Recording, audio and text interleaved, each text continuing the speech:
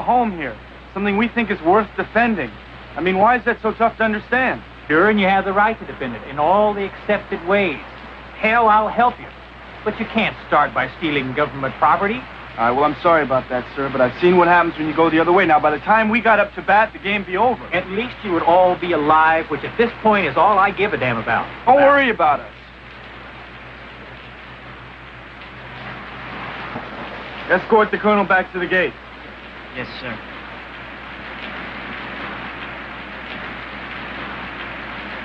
You don't have a whole lot of time, Brian. Colonel Kirby, sir.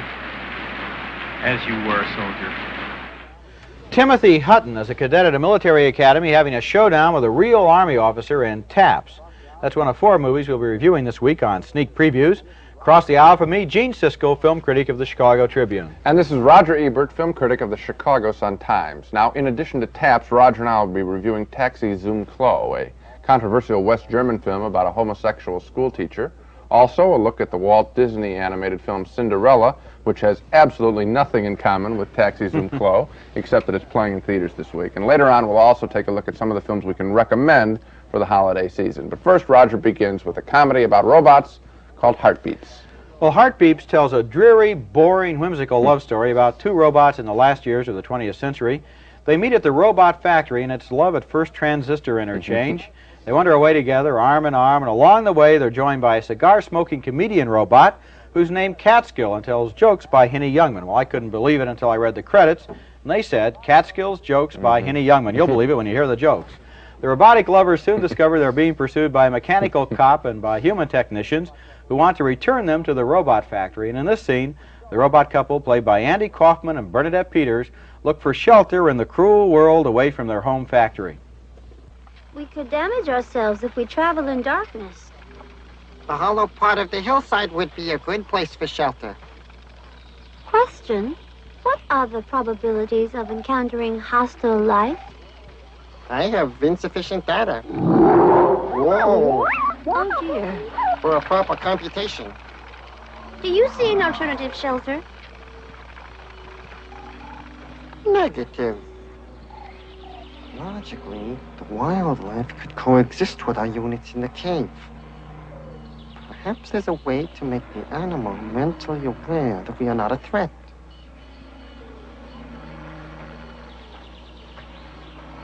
Val, wait! You could be basing your decision to act on invalid assumptions. We need shelter for the night, and I think that I am best equipped to attempt to provide it. Oh. Hello? Hi.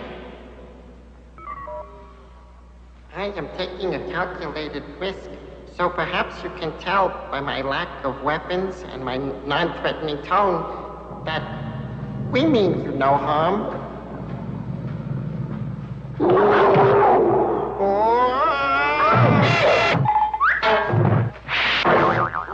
What an exit. It's hard for us to recognize Andy Kaufman and Bernadette Peters underneath all that makeup. It's also hard for them to push out a performance that means anything in this movie. On the other hand, though, the makeup and the special effects are the only real stars in this dreary movie, creating a world that's sort of a cross between Star Wars and The Wizard of Oz. Before long, Kaufman and Peters feel an urge toward familyhood, and so they build themselves a little child robot named Phil. And in this scene, Kaufman explains the facts of life to Phil.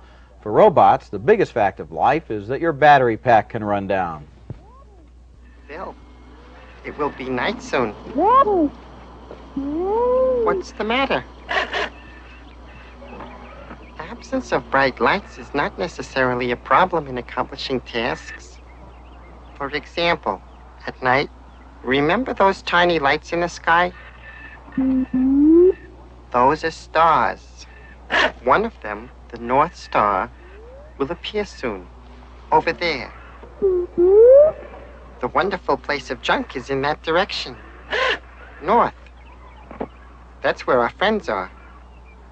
Do you understand? Good. I don't think you'll be needing this anymore.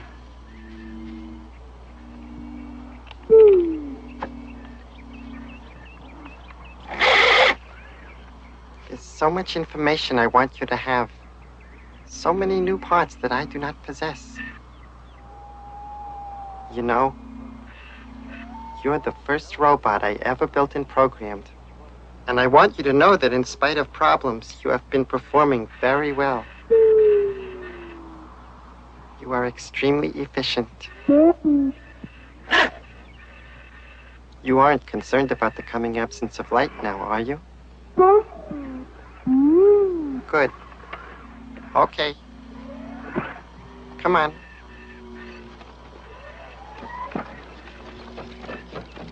It's about as thrilling as a cold potato pancake. That little robot will remind some people of R2-D2 in Star Wars and his joke-telling robot pal Catskill. That guy has some of the same comic detachments that C-3PO had in the same movie. In fact, the whole movie, Heartbeeps, seemed borrowed from other movies, not only from Star Wars for its robots and The Wizard of Oz for its relationship among the travelers, but even from such an unexpected source as Jean-Luc Godard's famous French movie, Weekend, which is also a fantasy in which innocent characters wander through a threatening, futuristic forest populated with storybook characters and hostile authorities. The only inspiration in Heartbeat was the idea to recycle all those old movie formulas through a story about robots. But the robots and their story are slow and halting and boring.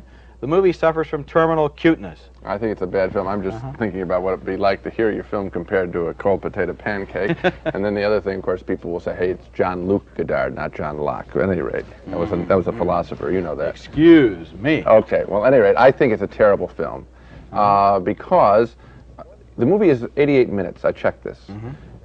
Before the titles begin, there's a 3-minute sequence in which the two characters, Bernadette Peters and Andy Kaufman, have a touching scene in front of a rainbow, and they have a human emotion. These machines respond to that, okay? That's the whole movie. The other 85 minutes that follow after the title add nothing to the film. This sounds to me like the kind of the movie that was dreamed up over the wrong lunch. You know, maybe they ordered the wrong wine or something. The inspiration for this film is totally off base.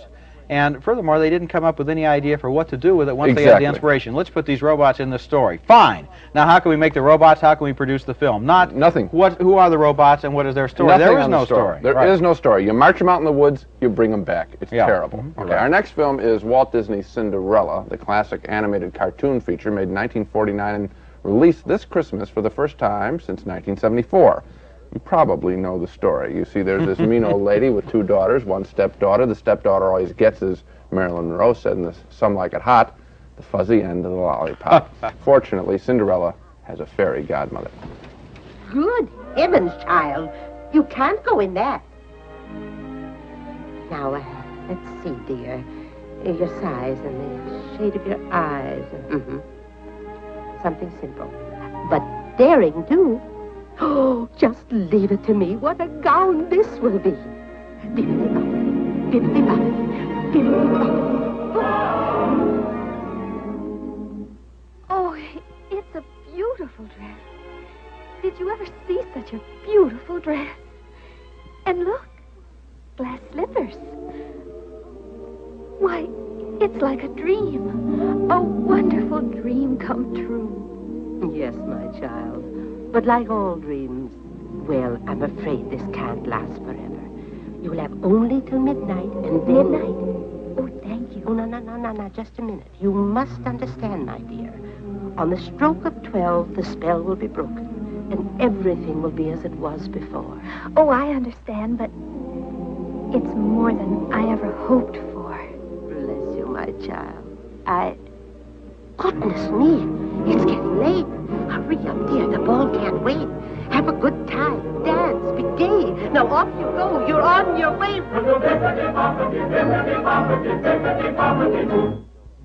A nice moment. Disney releases its classic animated films about once every 5 to 7 years. That way, Disney believes a whole new generation of youngsters can see these very entertaining films. So, as you look in vain for a new holiday film for little children this year and don't find any, remember, there is one golden oldie around, and it is called Cinderella. You know, we might ask ourselves if once we grow into old people now, we're in our 30s, do we lose the magic that we had when we were kids, you know, the magic that we got out of films like this? I don't think so. Some of the recent Disney pictures, the animated films, have been fairly good. For example, we both agree that we like The Fox and the Hound earlier this year. But these earlier ones, Cinderella, Pinocchio, Snow White, they had a magic to them that just hasn't been touched in the last 20 years or so. I think there literally is a depth to them. I mean, the field of vision and the coloration in the backgrounds that you miss in the current films. I would not put Cinderella, if we're going to be critics on this one film, I would not put Cinderella in the same category as the really classic I think ones. Pinocchio is probably the best one of all. Pinocchio, Snow White, all of these. Dumbo I love too. Those I think are the greatest. This falls to me somewhere in the middle between the great early oldies and the most It's almost recent like in pictures. the early days they had a joy of making the films, and later on it became a formula or an insight that they thought they had instead of the whole field of animation has gone through a mechanization, and I think this film falls right in the middle. Let's move on to a new dramatic film. Our next film, Taps, tells the story of a group of military school cadets who decide to defend their school using military strategies and real weapons. After the school's trustees decide to sell the school and turn the property into condominiums. In this scene, the school's headmaster, George C. Scott, first breaks the news that the school is going to be sold. Scott looks and sounds in this scene a lot like he did in his Oscar-winning performance as General Patton, and I think that's supposed to be the idea. Ladies and gentlemen, for 141 years, old soldiers like myself have stood here on this day and told the finest of America's young men the meaning of the word commencement. It is a beginning, we told them. But today, this day, it has another meaning, an end. An end to nearly a century and a half of tradition, and an end to the heart of us. I have been informed that Bunker Hill Academy is to be closed. All of its buildings torn down, nothing to be left but memories. It is the decision of the Board of Trustees in all their wisdom that this institution be sold and the land developed for its real estate potential. I am a veteran of many terrible battles, but no battle is more important than this one. And this final battle, I intend to win. That's a very important scene. It takes a star of George C. Scott's stature to carry it off, because that, on the impulse in that speech, the whole movie is going to follow. Well, not long after Scott makes that stubborn declaration, the plot removes him from the movie for a while, and without any adults around, the top-ranking cadet student leader, played by Timothy Hutton, takes control of the school. Hutton is determined to barricade the school and prevent it from being closed. And he sends his cadets into town to pick up provisions. They have a clash with the hostile townies, and in this scene, they report the incident back to Hutton. I don't ever want to see what I just saw out there. We didn't train to go spastic at the first sign of trouble. Damn, I'm glad the general didn't see that. These cadets will follow you only if they respect you. All right. Sit down at ease.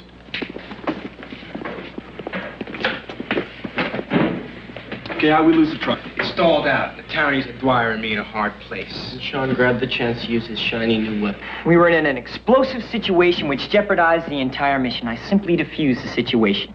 That's just beautiful. I mean, you really have a way with words. He did get us out of it, Alex. Dwyer, you'd still be getting thrown around by those townies if you hadn't cut loose a few live rounds.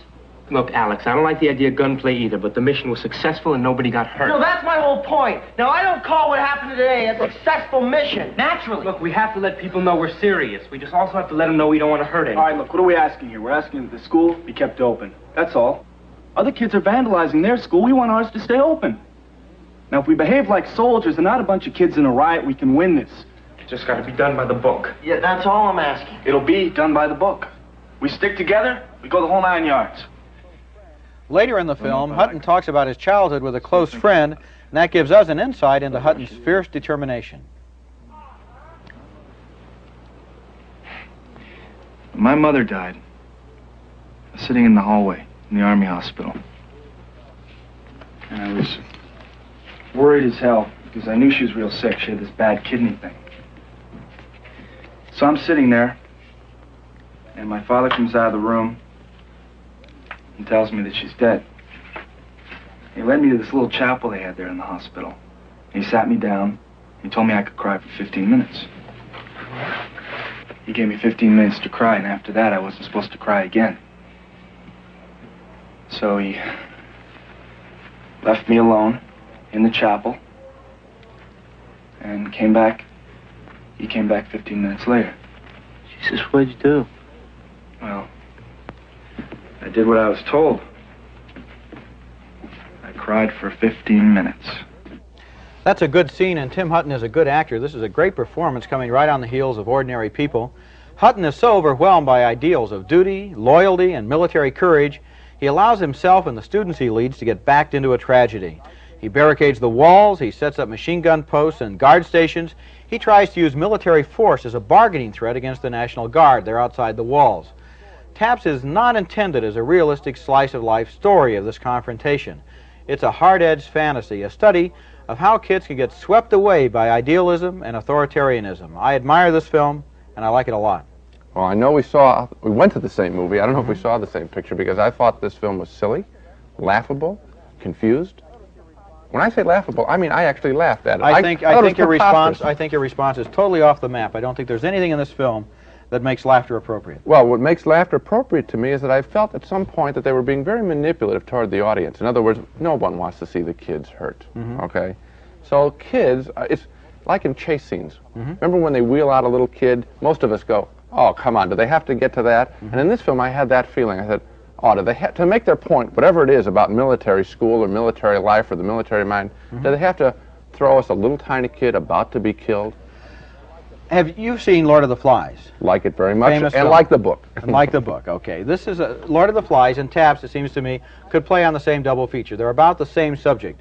A tightly knit band of kids, alone against the world, and the way that their ideals and the things they've been taught by adults get perverted and distorted in the way that they do sometimes in an adolescent mind into an obsession. Well, the only thing I could say is I feel that Lord of the Flies deals with kids turning on themselves. This picture, I think, is preposterous, because I think at some point what would happen would be that the adult world and these kids would mix. Well, Roger, I want from this movie one scene, and you know what it is? Where somebody says, hey, Tim Hutton, don't you understand this thing is blowing way out? And where he thinks, yes, it is, but I want to make a point. That scene is in the film. That's what Timothy Hutton feels in the last half hour of this film. That's the realization he arrives at. And apart from that, though, you're bringing all kinds of logical, rational questions to a film where they're not appropriate. Of course, I could ask questions, too, like where is the adult faculty? How would the governor let the National Guard go this far? That's not what the film is about. It's an allegory about kids, militarism, authority, power, adolescents, adults. That's what it's about, not all of these logical questions that are going to turn it into some kind of a documentary. Well, I think logical questions come into someone's mind when the drama isn't strong enough. I disagree. Okay? All right. Good. Taxi Zum Klo, which translates as Taxi to the Toilet, is our next film. It's a West German film that caused a bit of a sensation at this year's New York Film Festival. The film, which is often quite sexually explicit, tells a fairly common story, that of a man, a school teacher, who has trouble remaining faithful to his lover. The only difference in this film is that the man's lover is another man. One night, as the school teacher sits down at dinner, they begin to argue, and you can sense the tension in their relationship.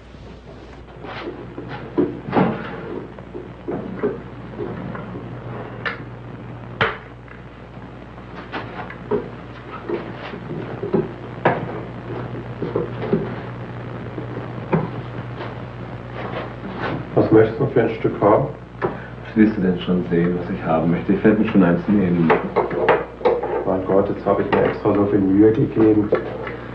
Oh, das ist genau das, was mich aufregt, dass du dir immer so eine Mühe gibst.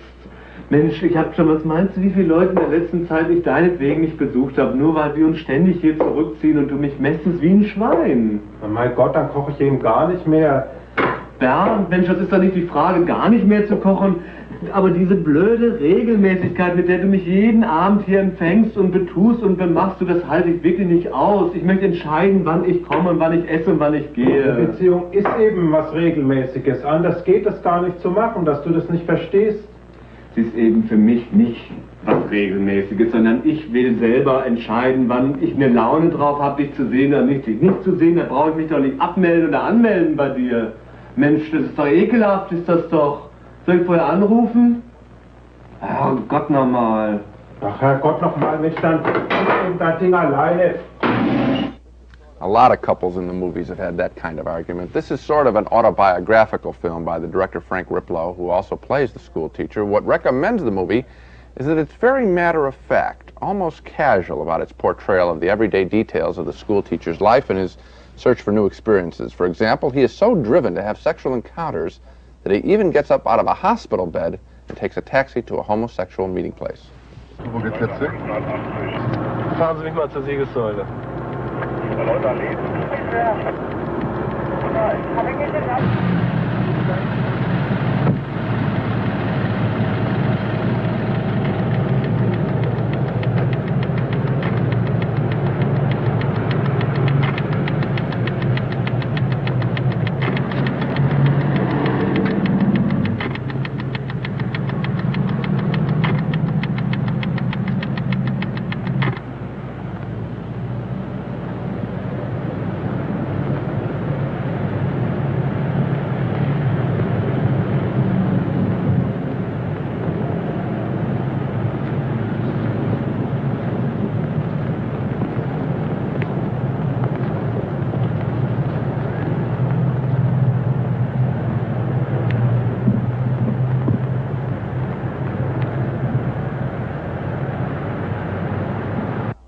And he goes on to have an explicit sexual encounter. Now, what this man does is unconventional. He's actually left his hospital bed.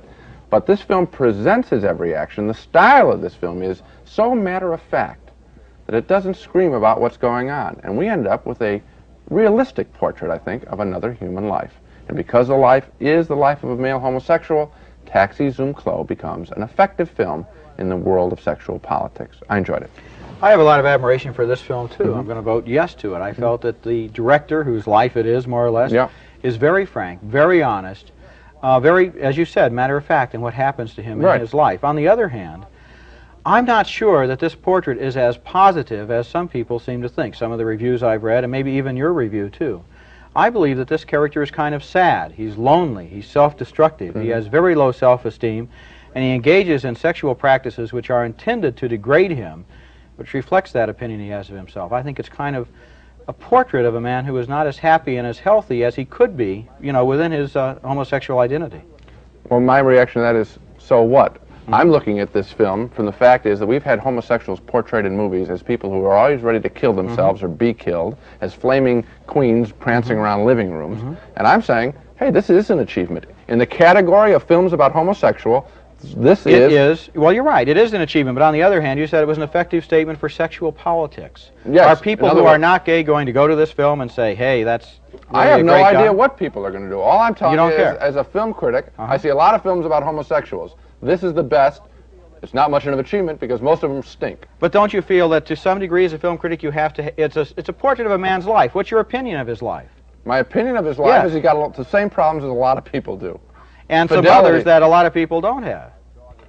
Well, here's Sparky the Wonder Dog, our dog of the week who always picks out the worst movies of the week. But sorry, Sparky, this week you can take the day off because rather than tell you which lousy movie to avoid, Roger and I this week would like to review some of our choices for the best movies of this holiday season. It hasn't been a good holiday season for pictures, and yet we both believe there are some films worth seeing. Gene, one of my most admired holiday releases is Reds, an intelligent epic starring Warren Beatty as American communist John Reed and Diane Keaton as the great love of his life. Their romance is played out against the backdrop of the Russian Revolution. I know you're doing work here, that's good, but you gotta have enough sense if you're trying to build up your reputation as a journalist to be in the right place at the right time. I appreciate your advice. The place to be now is Russia. You don't have to tell me what's happening in Russia. I read the papers. Well, come with me. I want to work together as partners. I don't want a partner, and if I wanted to go to Russia, I'd go alone. I wouldn't need you to take me. Another great film in release around the country is My Dinner with Andre, a spellbinding display of conversational brilliance. Wally, I mean, if there are insects bothering the plants, they will talk with the insects and, you know, make an agreement by which they'll set aside a special patch of vegetables just for the insects, and then the insects will leave the main part alone. Things like that. I agree with Roger. I think My Dinner with Andre is a brilliant film. And here are two more of my favorites. One is Ragtime, Milos Forman's Tapestry of America in 1906. The film features James Cagney's first performance in 20 years. All right, come on, straighten up, Louie. Are you ready, Mr. Conklin? Ready? Ready for what? What do you mean? You know that someone's been asking for you, don't you? What is this? It's a joke, huh? It's a joke, right? No joke, Willie. The library over there is worth millions. So? And people keep telling me you're a worthless piece of slime. A great line. I also enjoyed the weird John Belushi, Dan Aykroyd comedy Neighbors, in which Aykroyd plays a suburban terrorist named Captain Vic. Welcome to the end of the road, I guess. It's a great house. Thank you. I mean mine. More rooms than we need, really, but I couldn't resist. It was a steal. Well, what's on the menu, pal? I'm starved. Ramona and I haven't eaten all day. We could eat a baby's butt through a park bench. Another great line. Yeah. Those are some of Gene's picks and my picks for holiday movies we think you'll enjoy. Now let's take another look at the new movies on this program. Heartbeeps stars Andy Kaufman and Bernadette Peters in a whimsical, much too sentimental story of two robots in love. We both vote no. The story got awfully thin and boring, repetitive. But 2 yes votes for Cinderella, the Disney animated classic, now in re-release all around the country. The movie got my first yes vote back in 1949 when I was 7. People asked, do movie critics ever change their mind? Well, not me. It gets another yes vote now. We split on Taps, the story of military cadets who try to defend their school by force. Gene votes no. He thought the movie was silly, illogical, and laughable. I differ strongly with a yes vote for this allegory of adolescence and their battle with authority. Finally, 2 more yes votes for Taxi Zum Klo, the shockingly frank film about the life and many loves of a West German homosexual. We admire the film's honesty about the humanity of its characters, but one note, this film contains graphic sex scenes and may be appropriate only for adults. Well, that's it for this week. We'll continue our Taps argument some other place. Next time, in a special sneak previews, Roger and I will pick the year's best movies with scenes from films that have made our top 10 lists, including Body Heat, starring William Hurt in a 40s-style story of murder and lust, Atlantic City, Louis Malle's portrait of a revitalized gangster in a revitalized city, and Raiders of the Lost Ark, the feature film version of a slam-bang Saturday afternoon serial. That's next week. Until then, Happy New Year, and see you at the movies.